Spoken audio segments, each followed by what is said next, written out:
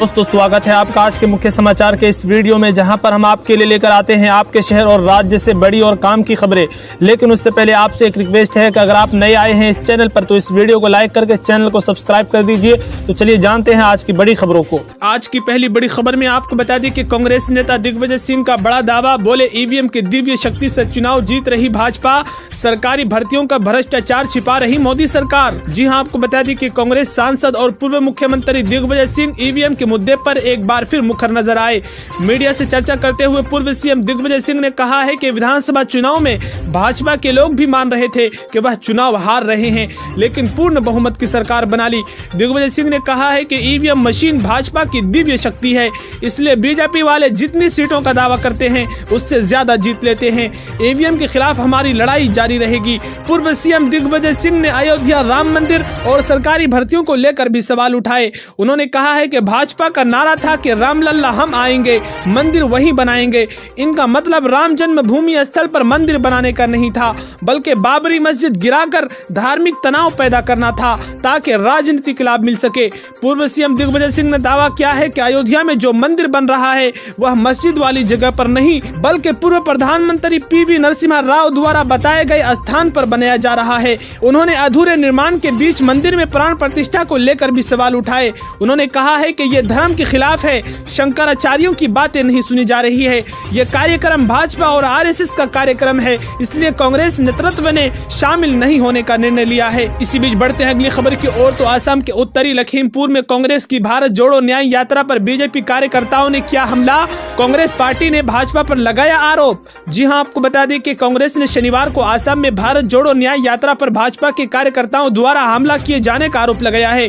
कांग्रेस ने कहा है कि भाजपा हर अधिकार और न्याय की गारंटी को रौंदना और ध्वस्त करना चाहती है। कांग्रेस अध्यक्ष मल्लिकार्जुन खड़गे ने कहा है कि पार्टी अपने कार्यकर्ताओं और नेताओं को डराने धमकाने के ऐसे हथकंडे से नहीं डरेगी। उन्होंने एक्स पर एक पोस्ट में कहा है कि हम आसाम के लखीमपुर में भाजपा के गुंडों द्वारा भारत जोड़ो न्याय यात्रा वाहनों पर शर्मनाक हमले और कांग्रेस पार्टी के बैनर और पोस्टर फाड़ने की कड़ी निंदा करते हैं। खड़गे ने कहा है कि पिछले 10 वर्षों में भाजपा ने भारत के लोगों को संविधान में दिए हर अधिकार और न्याय को कुचलने और ध्वस्त करने का प्रयास किया है। भाजपा लोगों की आवाज को दबाना चाहती है, जिससे लोकतंत्र का अपहरण हो रहा है। इसी बीच बढ़ते हैं अगली खबर की ओर। तो राहुल गांधी की यात्रा पर हुए हमले पर अखिलेश यादव ने जताई नाराजगी।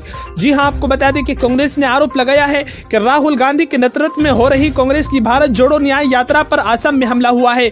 वहीं राहुल गांधी की इस यात्रा पर हुए हमले को लेकर समाजवादी पार्टी के मुखिया और उत्तर प्रदेश के पूर्व मुख्यमंत्री अखिलेश यादव ने नाराजगी जताई है। अखिलेश यादव ने इस हमले को लेकर सोशल मीडिया प्लेटफॉर्म एक्स पर पोस्ट करते हुए बीजेपी पर तीखा हमला किया है। उन्होंने कहा है कि लोकतांत्रिक भारत जोड़ो न्याय यात्रा पर भाजपा शासित राज्य में असम में हमला हुआ, जो कि बेहद निंदनीय है। हर तरह से हारती भाजपा अब पूरी तरह से निराश हो चुकी है, तभी हिंसा पर उतारू है।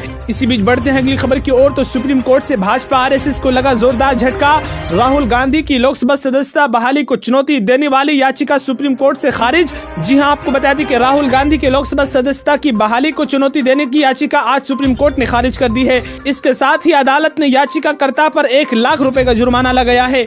अदालत ने याचिकाकर्ता वकील अशोक पांडे को फटकार भी लगाई है। कोर्ट ने कहा है कि इससे न सिर्फ अदालत बल्कि रजिस्ट्री पर भी बोझ पड़ता है। कांग्रेस नेता और वायनाड के फिर से बहाल किए गए सांसद राहुल गांधी के लोकसभा सदस्यता की बहाली को चुनौती देने वाली याचिका पर आज सुप्रीम कोर्ट ने सुनवाई की। ये याचिका वकील अशोक पांडे ने दायर की थी। याचिका में वायनाड से सांसद राहुल गांधी की सदस्यता बहाल करने की लोकसभा सचिवालय की अधिसूचना को रद्द करने की मांग की गई थी।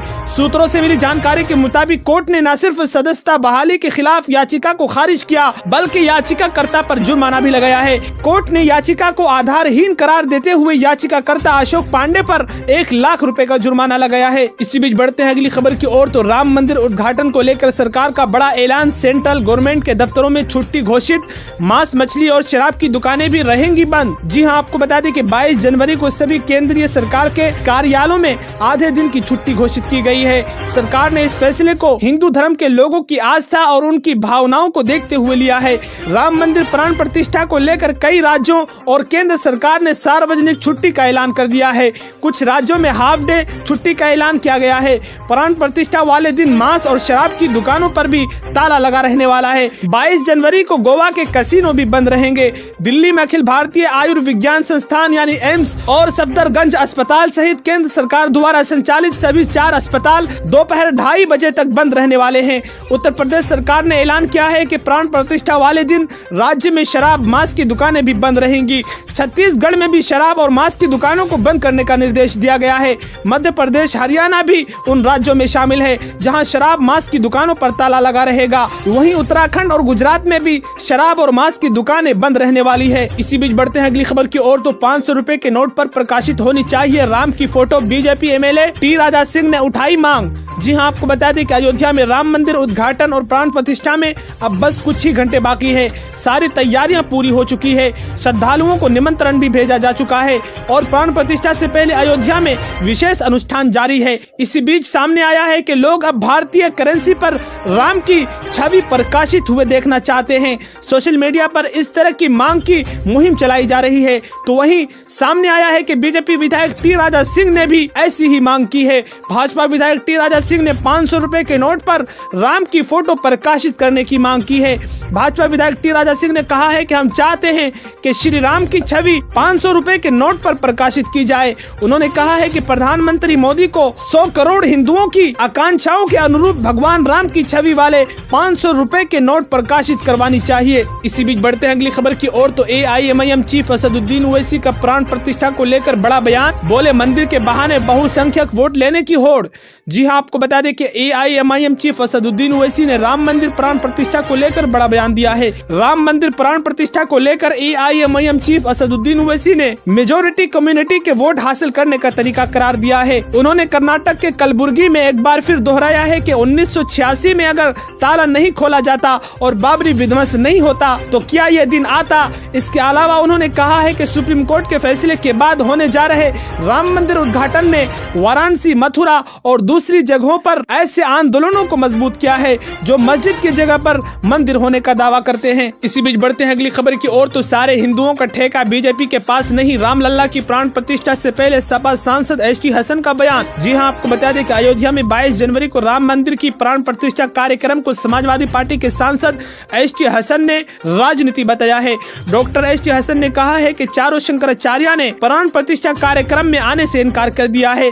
HT हसन ने कहा है कि श्री रामचंद्र जी का इतना बड़ा स्टेटस है, क्या हमें वोट के लिए उनके नाम का इस्तेमाल करना चाहिए? प्राण प्रतिष्ठा किस तरह से हो रही है?